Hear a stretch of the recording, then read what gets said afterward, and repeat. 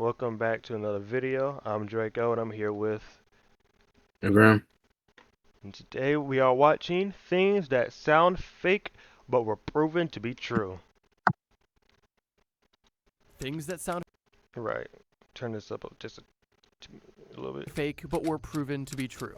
Bloodthirsty parrots. When you think of a parrot, it's almost impossible to not think of it being on the shoulder of a pirate. And admittedly, they're kind of the perfect contrast. You've got the dark, dirty, smelly pirate and his bright, colorful counterpart. And while at surface value, it may seem like they have almost nothing in common, what if I told you that the habit that they both shared was their bloodlust? Let me explain.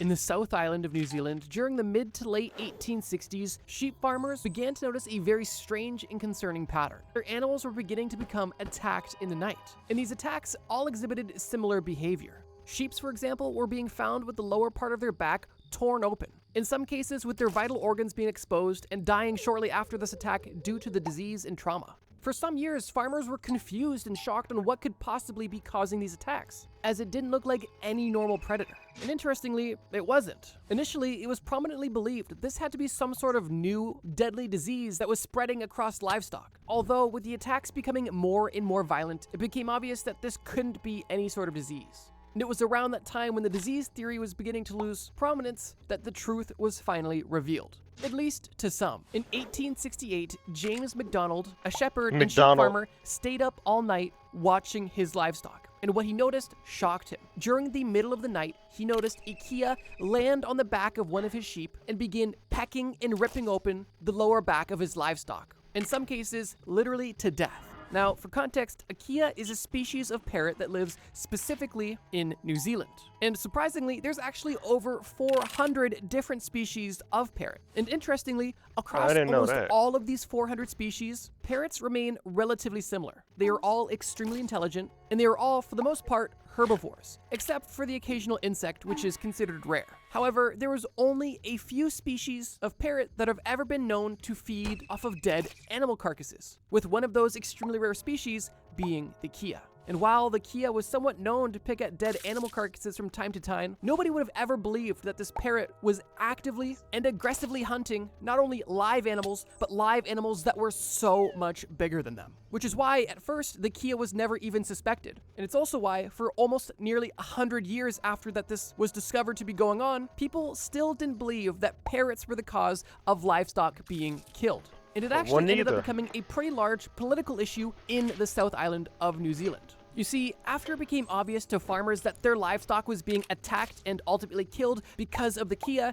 they took it upon themselves to begin killing these birds at every opportunity to protect their animals. However, the scientific community was not happy with their actions whatsoever. And many naturalists and scientists at the time actually believed that farmers were making the entire thing up to justify killing birds for fun. And it was because of the scientific community's mindset that they actually actively dismissed all of the claims from these farmers, assuming they were lying for their own personal gain. And while that's definitely unfortunate, it's also not completely unreasonable, because it was also during this time that these birds were being hunted into near extinction. And it was due to the hunting of these farmers that caused the Kia to be classified as a protected animal, meaning that the hunting of them was actually outlawed, which definitely didn't sit well with farmers who were actively having their livestock attacked by these creatures. However, ultimately their hands were tied. And also, if a Kia happened to die on their property and nobody knew about it, I'm assuming those farmers wouldn't go rushing to tell the authorities. Regardless, when I say that the scientific community was not believing these farmers, I mean it. And this wasn't a multi-year thing. It took over a century for the scientific community to finally accept the fact that Kias were actively preying on sheep and other large animals. Like I mentioned, the first eyewitness sighting of a Kia attacking a sheep took place in 1868. And while after that time, locally, farmers knew who and what was attacking their sheep, the scientific community was not sold. And they remained unsold for a shocking amount of time. For example, in 1962, nearly 100 years after the original sighting, animal specialist R.J. Jackson decided to look into the case. And after reading all of the claims and looking at all of the photos surrounding Kia attacks of sheep, he concluded that while the bird may or may not have actually attacked a sheep, the bird likely mistook the sheep for being dead, as the sheep was probably already sick, and the bird was in no way, shape, or form an actual predator. And that conclusion was more or less of the accepted reality until August of 1992, basically 130 years after the first eyewitness sighting. In August of 1992, the first ever videos were taken of Kias attacking sheep in the night, and it was officially proven without the shadow of a doubt that at least some Kia will actively and knowingly attack and feed on healthy sheep, seemingly for no discretionable reason. In these videos, it was proven once and for all that the Kia will use its long, curved, and powerful beak to rip through the wool on the back of the sheep to get directly to fat deposits that were located near the lower back of the sheep. And interestingly, while the bird was not able to directly kill the sheep in most cases, infections from these large wounds caused by the birds were the most common cause of death after these attacks. After the scientific acceptance of this reality was officially formed, the most up-to-date conclusion we have about this entire phenomenon is that simply because the Kia is so intelligent, as a result of their intelligence, they become curious and opportunistic hunters. Meaning, at least some Kias realized that there is fat deposits in the back of sheep, and sheep are vulnerable to attacks on the lower of their back. And it's believed that in the Kia community, not every Kia does this because it's simply a learned behavior. And unless a Kia is taught this at a young age or discovers it on their own, they are Nelson the Kia was named the ugliest baby in 2012. Yeah. See, Honestly, this looks extremely fake. It just does. likely to Get this do off my such an attack. screen. However, enough of them did learn this attack and created the situation I'm telling you about now. And it kind of sounds like I'm talking about Pokemon. It learned this attack, but yeah, no, it's crazy. I really wanted to start this video with this example specifically because not only do carnivore parrots eating sheep sound like something out of a bad horror movie, it also sounds like something that no reasonable person would believe, which is why nobody in the scientific community believed it either. That was until it was proven to be true by the scientific community, albeit 130 years after the locals had already figured it out. Which, if you ask me, sounds about right. So yeah, the next time you're hanging out with a parrot, just remember that while the chances of it digging in your butt until you die are low, they're not zero. Map manipulation. I remember being a young bro sitting in geography class, just completely mind-boggled by the naming scheme of both Greenland and Iceland.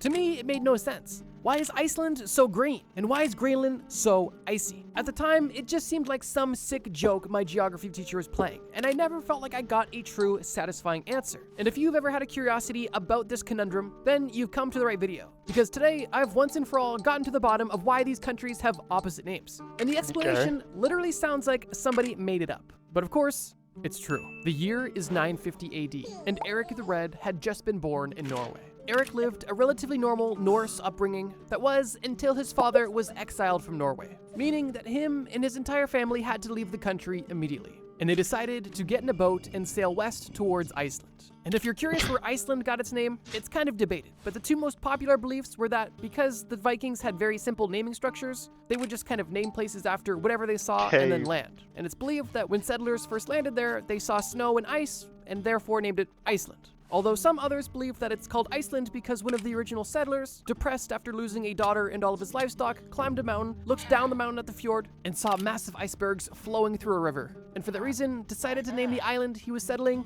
Iceland. But we're not talking about Iceland, we're talking about Greenland because it's bigger and better.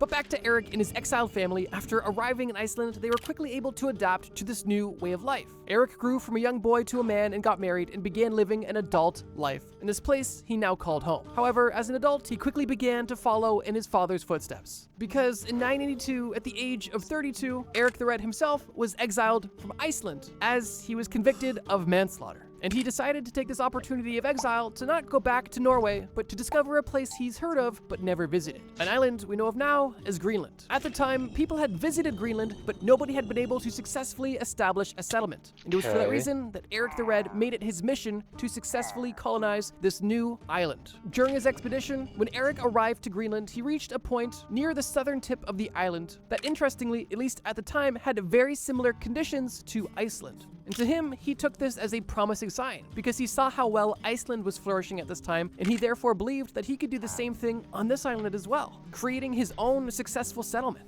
And while he was unaware of the extent of the island or the true nature of the island, at least initially, he was pretty convinced that he had his own basically Iceland 2.0, although it was missing one thing: good marketing. And it was that marketing that Eric eventually came up with that not only made him infamous, but made the name scheme of the country completely iconic. After 3 long, grueling years of developing his own small settlement in Greenland, his exile was finally up. And his first order of business was to return back to Iceland and sing the praises of the settlement he had just established. And he did exactly that. In the summer of 985, Eric returned to Iceland and began telling everybody he could about the amazing time he was having on the island of Greenland. And the stories he was telling and the name he gave the island were both extremely strategic. In his own words, Eric literally said people would be attracted to go to a place if it had a favorable name. And he believed that Iceland was too harsh of a name, but Greenland sounded like a place of opportunity and beauty. And that was the story he sold to settlers. And after that first summer he spent back in Iceland, he was able to convince a large group of settlers to follow him back from Iceland to Greenland. However, out of the 25 ships that followed him back, only 14 arrived.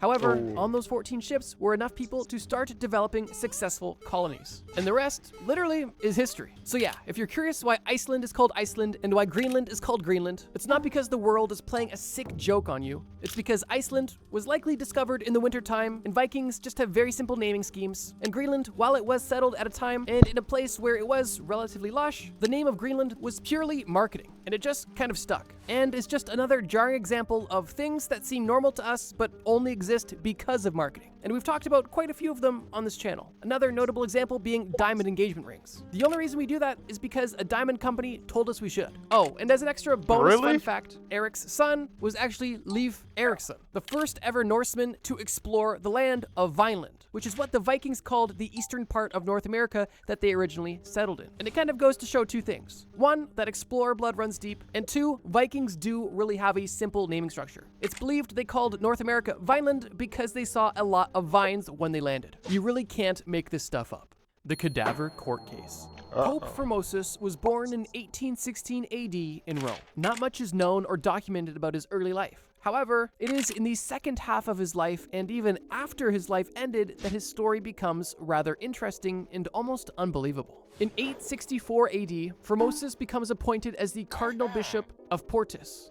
And in 891 AD, at the ripe age of 75, Formosus finally earns the title of Pope. And while at face value it may seem like his entire political and religious career has come to this moment, things were almost only downhill from this point. Because during Formosus' time as Pope, things were politically unstable to say the least in Rome and Italy as a whole. Most notably, getting into some serious disagreements with the Emperor of the Holy Roman Empire. Like I mentioned, at the time, there was a ton of political instability in Rome, and there was literally no one centralized power, only large factions essentially. And during Formosus' time as Pope, he had to make a very important decision almost instantly after becoming the Pope. While the Pope wasn't a direct political entity, he was still a vitally important figure in the daily lives of almost everybody at the time. While the Emperor would have legal significance, the Pope had spiritual and religious importance. And it was for that reason that having the Pope on your side as a political leader was very crucial. Hence why his blessing was so important. Now, after Formosus became the Pope, he had to choose a candidate between one of the two most popular factions at the time. A candidate from the Spoleto faction or a Carolingian pick. And there is a ton of history and lore between these two factions. It really does go beyond the scope of the video. So for the sake of time and simplicity, just understand these two groups as opposing groups fighting for power in Rome. Initially, in 892, Formosus actually crowned the Spoleto pick as the co-ruler of the Holy Roman Empire, meaning he gave his blessing and endorsement to the Spoleto faction. However, only 3 years later in 895, Formosus decided that he kind of changed his mind and literally decided to invite the Carolingian pick, the Arnulf of Carinthia, to come and invade Italy so that he could actually come receive the crown from Formosus himself. Unsurprisingly, the Spoletans saw this as a major backstab to their cause and faction, although there wasn't much they could do at the time. However, only a year later in 896, both Pope Formosus and the new emperor that he had just crowned, Arnulf from Carinthia, both died of natural causes. And with the death of Formosus came a power vacuum. A power vacuum that allowed the Spoletans to finally regain control. However, it wasn't just power they were after.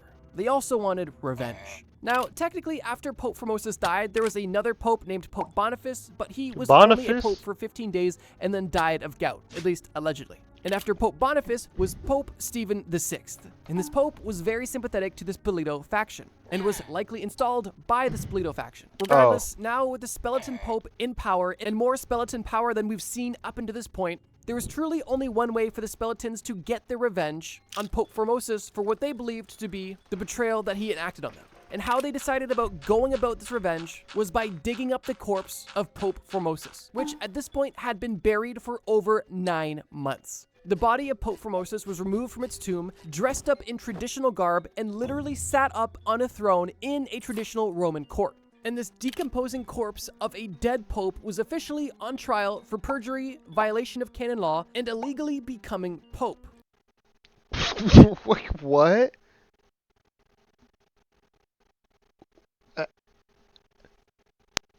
I ain't got no words. How do you try a dead body?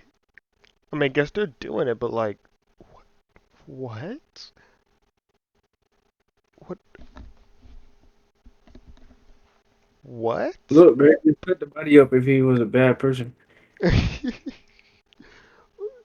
Now, while Pope Formosus was definitely not a perfect individual, and his entire religious and political career is pretty shoddy in some locations, there are many that remember him for the good that he did as Pope, most notably advocating for a lack of nepotism within the church, as well as other notable reforms that are outside of the scope of the video. Regardless, there wasn't absolutely no basis for the crimes that this corpse was on trial for.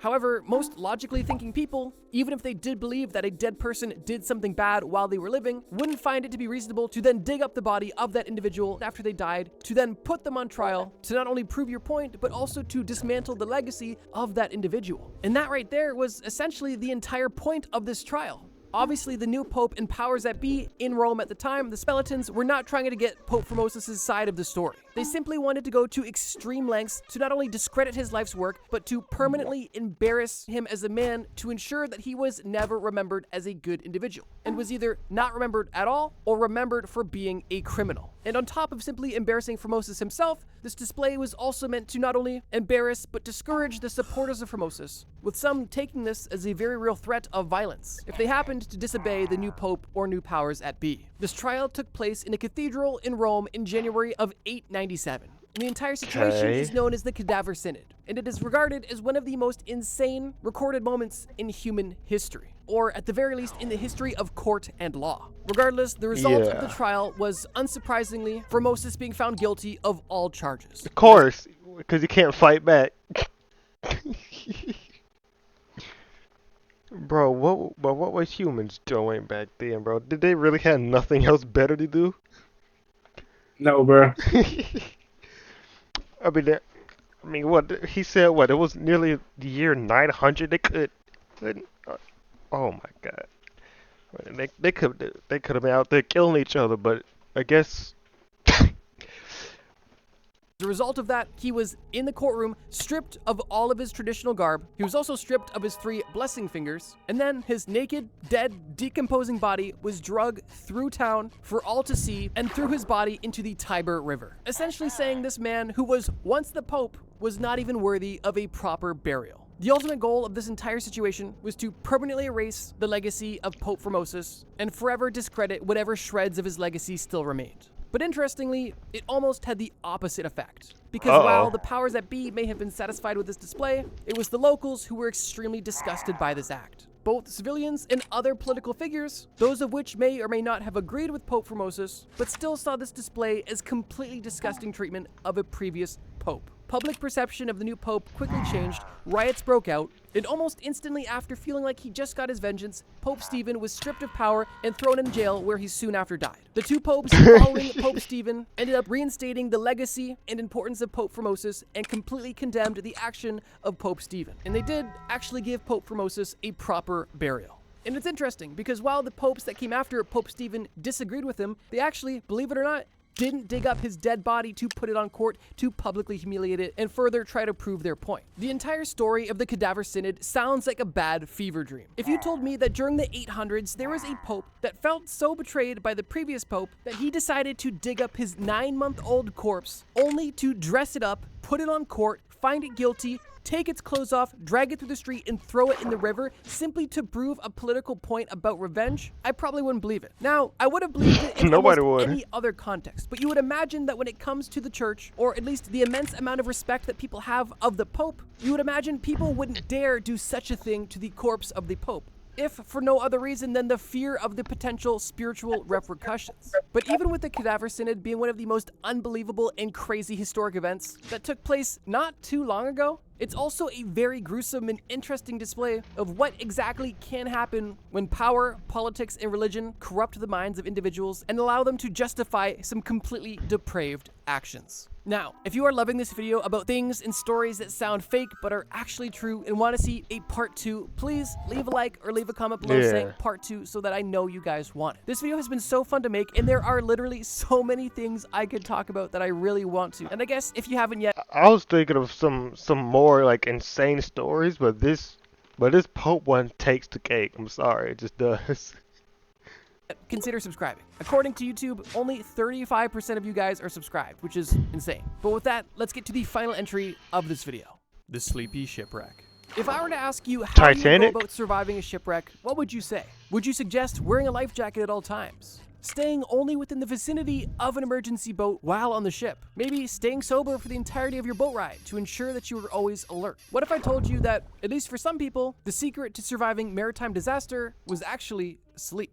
Linda Morgan was born in 1942 in Mexico City, Mexico. And while she had a relatively normal childhood, she would quickly become infamous and actually known as the Miracle Girl at only 14 years of age, for something she had almost no control in. It was a foggy night on July 26, 1956. Linda and her family were on the SS Andrea Doria, a luxury transatlantic ocean liner that had just been put into waters only 3 years prior. Linda was on this boat with her mother, her stepsister, and her stepfather, as well as almost 1,700 other individuals. Everything about this voyage so far seemed pleasant, but it wasn't until day turned into night and the fog began to thicken that tragedy struck. Linda and her stepsister shared a cabin. Linda's bed was on the side of the cabin closest to the outside of the ship, and Linda's stepsister's bed was on the opposite side of the room, closest to the door to the hallway. And the girl's parents had the cabin next door. When the family went to bed on this night, they knew that the fog was a potential issue, but they also noted that because they didn't actively see the captain on the deck engaging with passengers, they knew that he was actively working on navigating the ship, meaning that the situation was obviously under control, allowing them to get a good night's sleep.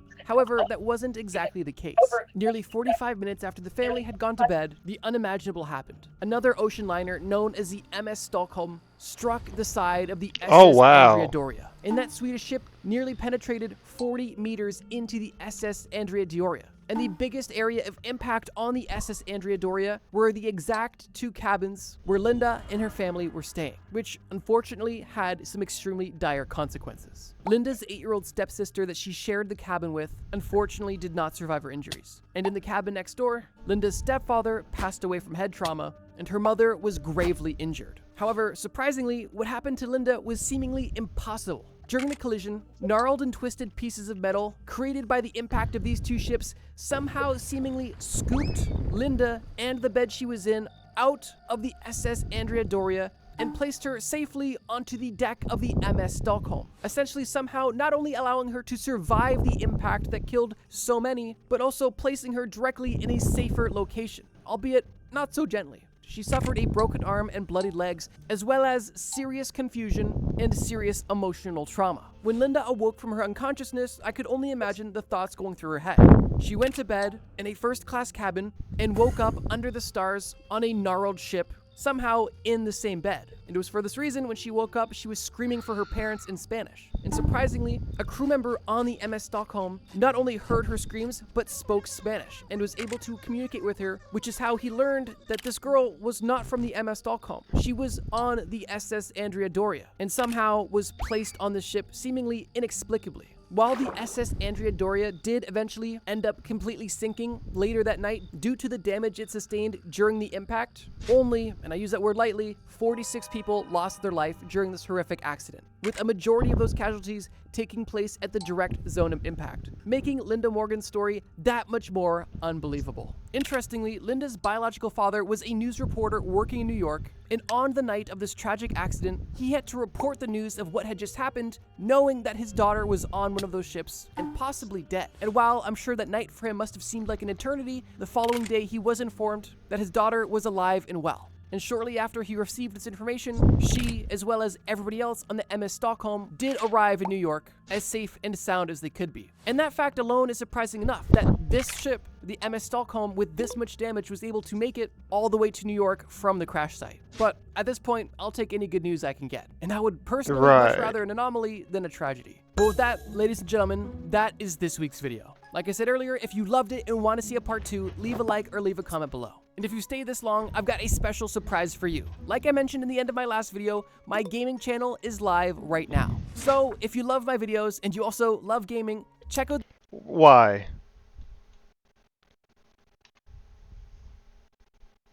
Oh, I guess he plays video games now.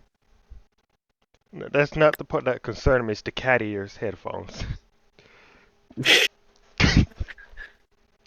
That's He did it for. that's the most concerning. That's the most concerning part. He did it as a joke. I know, but come on, man.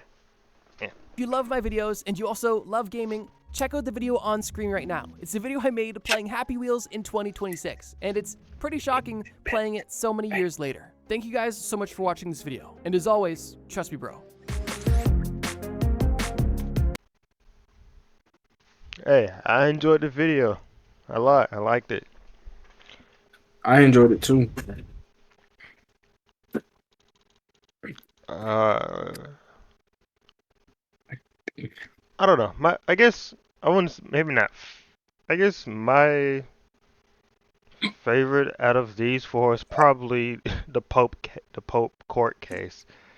Uh, yeah. I don't know. Which one was yours? My favorite one was the beginning. How bro got the dude that got kicked out of Iceland. Then his family stayed in. They got kicked out of Norway and they moved to Iceland. Yeah. They settled down. Then he grew up and somehow he repeated the same thing his dad did by killing someone. Allegedly. I'm not sure if it was actually true. I like the face that it made, like he was surprised or some shit. Yeah.